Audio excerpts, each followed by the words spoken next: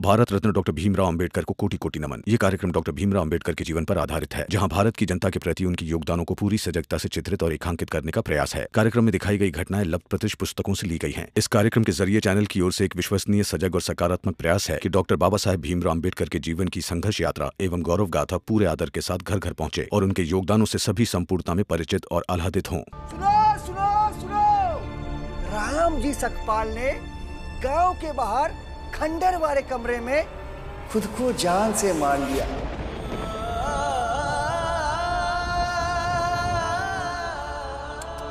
आत्महत्या कर लिया।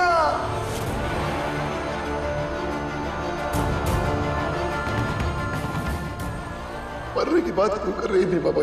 जीने की बात करना। तो मैं मेरे बेटे भीम के सामने और पूरे परिवार के सामने भीमाबाई से क्षमा मांगता हूं।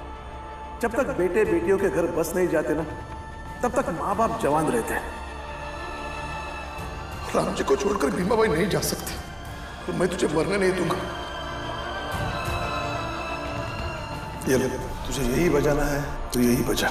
अगर बाप की बात मान पाओ तो पढ़ाई मत छोड़ना।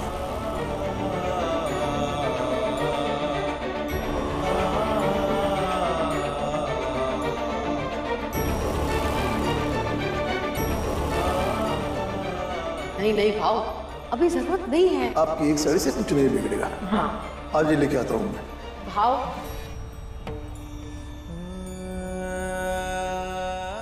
और हम बेटी वाले कोई गुनहगार नहीं जो उनकी नाजायज हरकतों को बर्दाश्त करते रहेंगे, क्योंकि जिंदगी की दौड़ में ऐसी कई मौज और आएगी। कदम कदम पर लोग तुझे पकड़ कर गिराएंगे, क्योंकि सबको तुम्हारी जीत से ईर्ष्या है। तो हर बार क्या दवा ढूंढते रहोगे या दर्द बर्दाश्त कर आगे बढ़ोगे?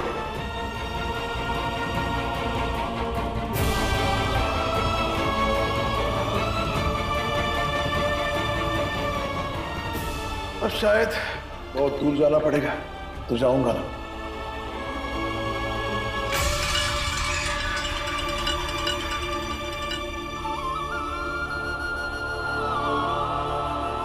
अरे राम जी सकपाल अपनी जान नहीं देता तो क्या करता?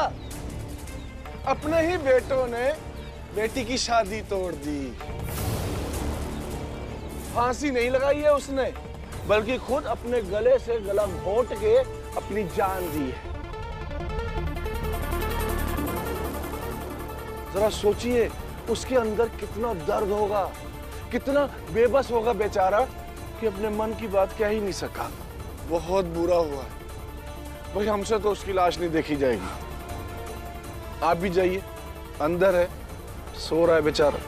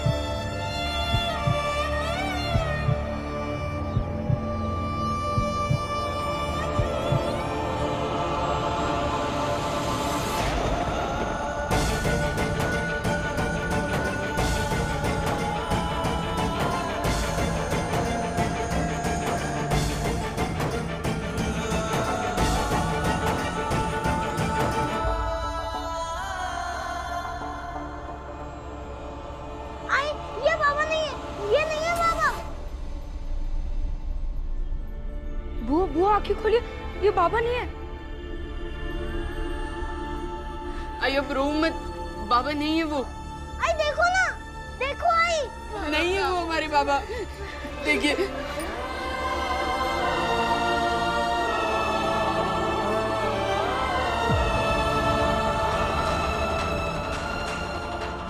जाइए, सामने वाले चाय की दुकान पे वो आपका इंतजार कर रहे होंगे। इंतजार कर रहे होंगे आपको इनाम देने के लिए, 3 गुना 4 गुना।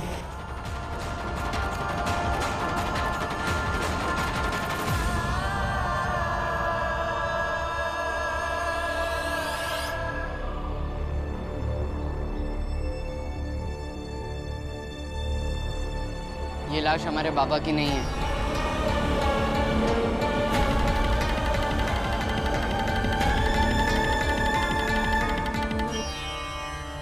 सेठ जी, लगता है रात को हमें ज्यादा चढ़ गई थी।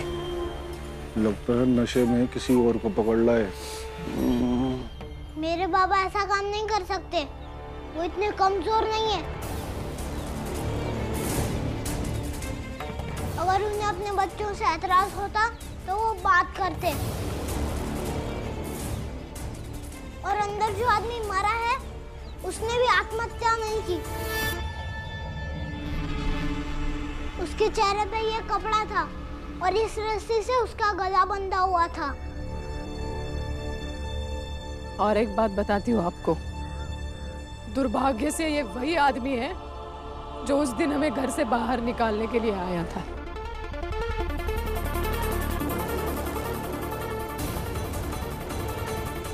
जी हाँ, आप में से ही एक। और ये गमछा।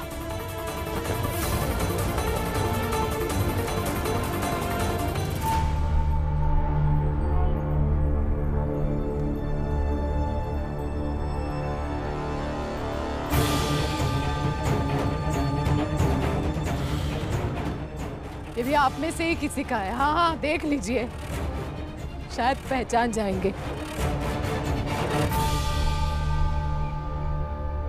अगर आप लोगों में थोड़ी भी इंसानियत बाकी है तो अंदर जो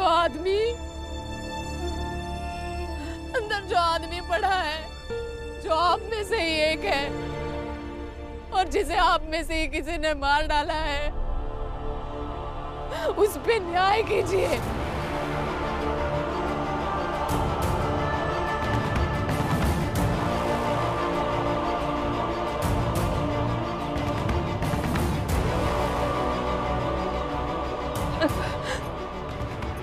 चल।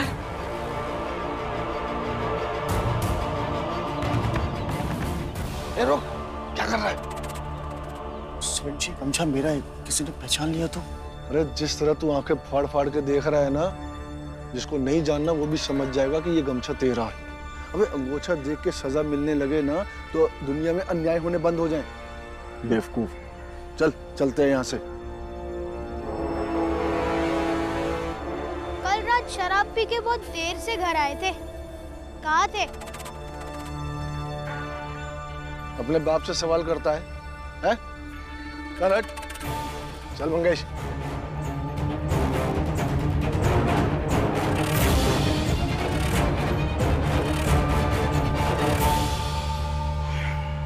अरे सुनती हो भास्कर की माँ? जी आई।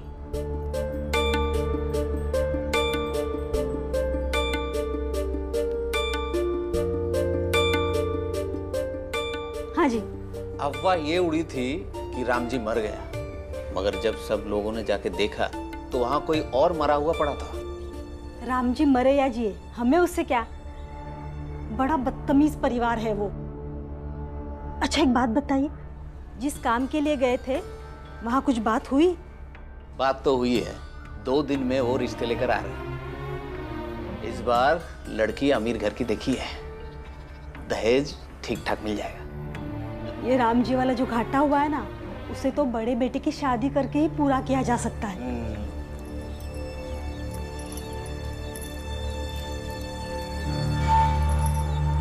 सुन, तेरी शादी पक्की हो गई। मुझे आप लोगों की पसंद की शादी नहीं करनी। अगर शादी करूंगा तो खुद के पसंद से करूंगा और खुद ही तय करूंगा कि दहेज लेना है कि नहीं।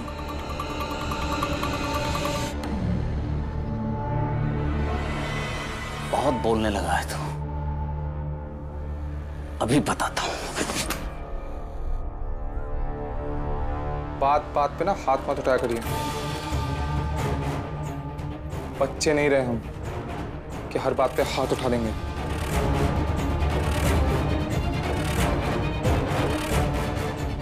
दोनों बेटी एक जैसे हो गए।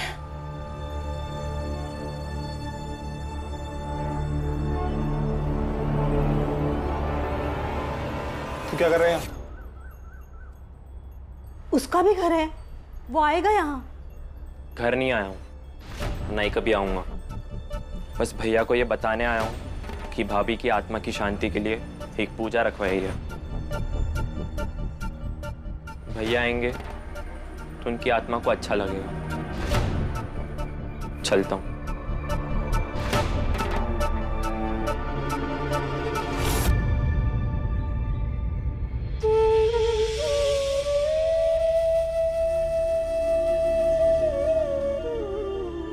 बाला भैया, मैं अंदर जाके बंद हो रहा हूँ, आप बाहर से ताला लगा दीजिए।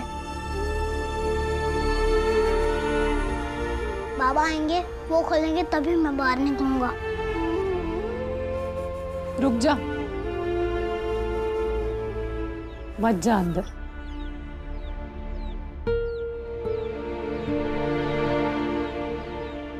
एक आदमी की जान चली गई, लेकिन किसी को कुछ नहीं होगा। भास्कर की भाभी मर गई, किसी को फर्क पड़ा? नहीं पड़ा ना।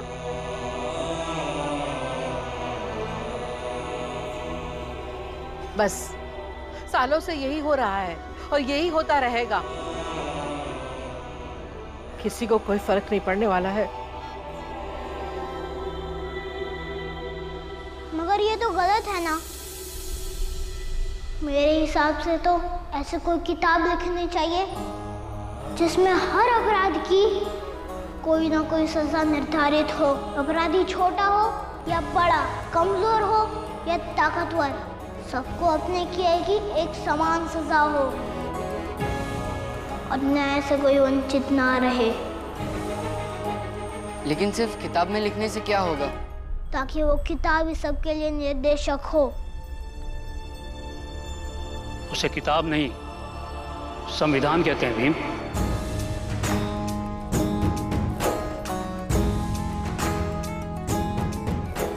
हाँ तो गुरुजी, ऐसे ही संविधान लिखा जाना चाहिए। वो सब तो ठीक है, लेकिन इतना ईमानदार कौन है जो ईमानदारी से संविधान लिखेगा? गुरुजी, मुझे कभी मौका मिलेगा तो मैं ईमानदारी से लिखूंगा। सिर्फ लिखने से नहीं होगा भीम, लोग उसे माने भी, और लोग उसे तभी मानेंगे जब संविधान के प्रति लोगों में डर हो। डर नहीं गुरुजी, सम्मान हो। बिना डर के कोई नहीं मानेगा भी। मुझे लगता है इस संविधान की सफलता के लिए डर और श्रद्धा दोनों ही होने चाहिए।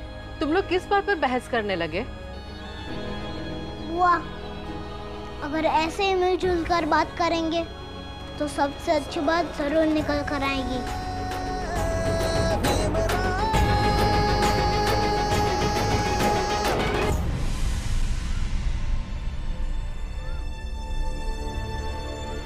अब बता क्या हुआ? अरे गांव के बाहर वो खंडर जैसा घर है ना, वहीं पर लाश देखी।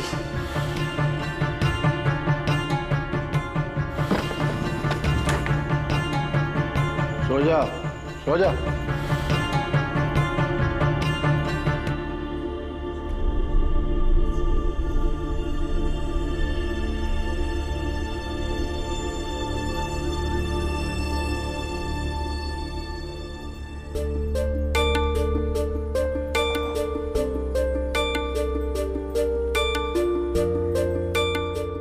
देख ध्रुव,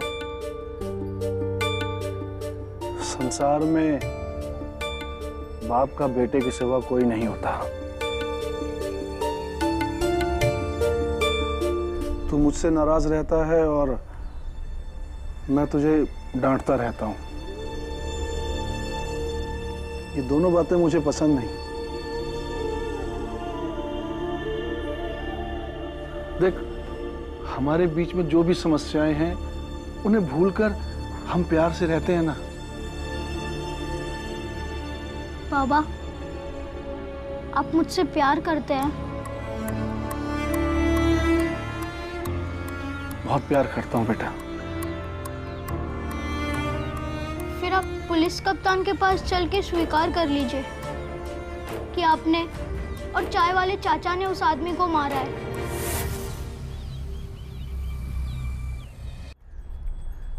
ये क्या बकवास कर रहा है तू?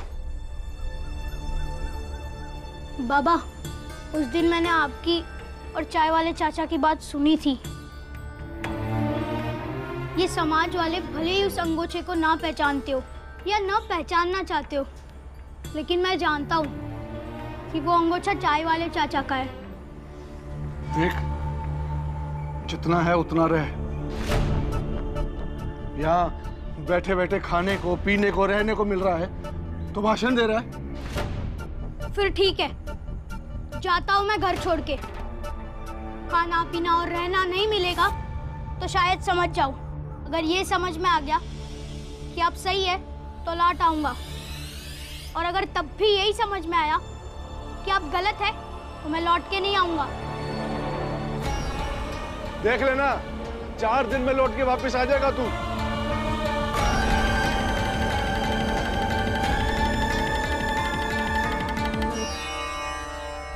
इन्होंने कहा था भीम को ढूंढने जा रहा हूँ, उसको लेकर वापस आ जाऊंगा। बीवा तो आ गया, ये पता नहीं कहाँ चले गए हैं। मैंने और पेंडसे गुरुजी ने अपने स्तर पर राम जी को ढूंढने की बहुत कोशिश की, लेकिन कहीं कुछ पता ही नहीं चला। मेरी कुछ समझ में नहीं आ रहा है गुरुजी, मैं क्या करूं? घर पे बच्चे हैं, दीदी है, बहुत ही चिंता हो रही है। भीमा भाई, आप चिंता मत करो।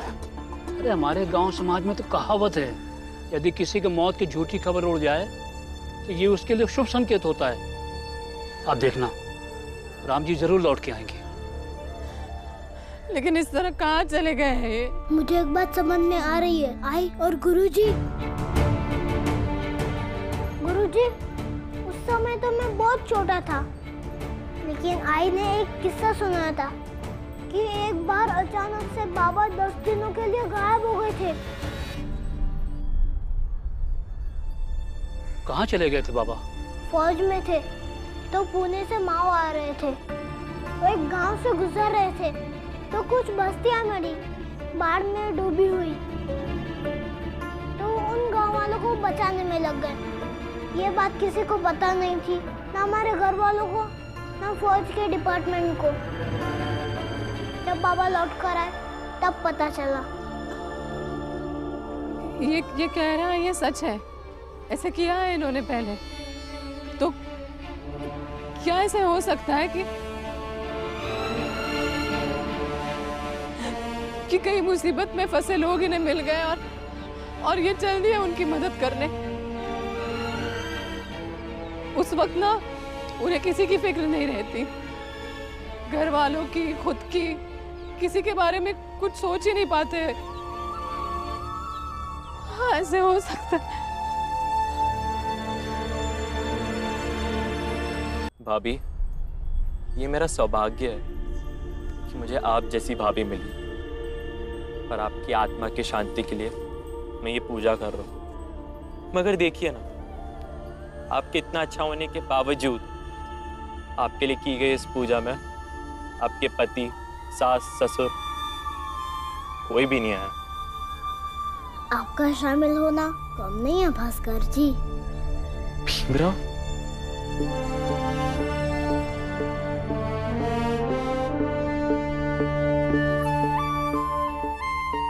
लेकिन उनकी आत्मा को शांति मिले, इसलिए इस पूजा के साथ साथ ये भी जरूरी है कि उन्हें न्याय मिले। बाबा कहते हैं कि शांति सिर्फ न्याय से ही मिल सकती है। कैसे मिलेगा न्याय? जूते पे पुलिस साहब बिक जाते हैं और हमारे पास ना ही कोई गवाह है, ना ही कोई सबूत। तो कैसे मिलेगा न्याय? मिलेगा न्याय। आपके आई बाबा खुद अपना गुनाह कबूल करेंगे, फिर ना किसी गवाह की और ना ही किसी सबूत की जरूरत पड़ेगी, और तब झूठा भी काम नहीं आएगा। लेकिन ये सब होगा कैसे भीमराव? होगा, और कैसे होगा वो मैं आपको बताऊंगा।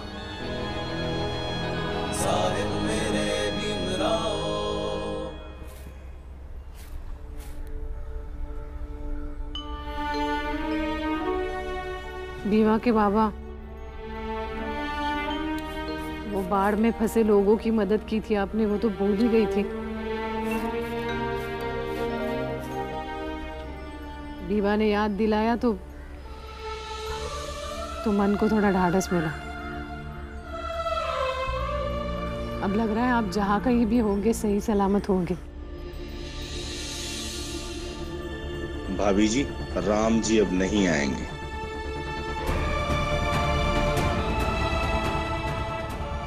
जी मतलब?